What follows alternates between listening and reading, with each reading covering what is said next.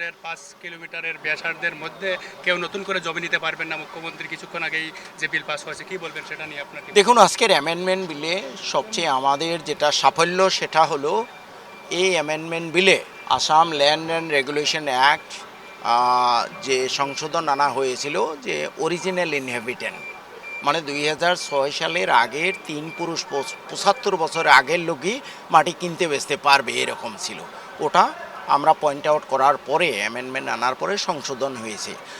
তো অতএব that is a very good thing, and I would like to thank the honourable chief minister for accepting our amendment. Upper আসামের যে ভয়াবহ বন্যা, যে প্রাকৃতিক কালরূপ দেখা দিয়েছে, আপনারা সবাই বিধায়করা মিলে আপনাদের 1 মাসের বেতন অবধি দিয়ে দিয়েছেন, সেটা নিয়ে আপনি কি বলতে চান? সেই বন্যা আমাদের বেতনটা কিচ্ছু না, it is just a token amount to express our solidarity with the plight of the people in upper Assam.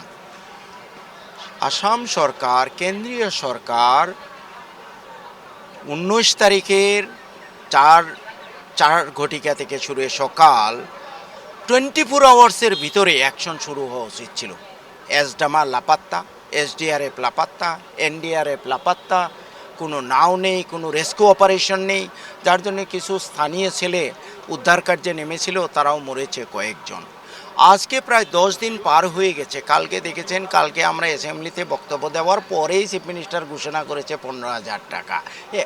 এত দেরিতে কেন? Why not on the second day, why not on the first day? আর যে 15,000 টাকা, এটা অত্যন্ত কম।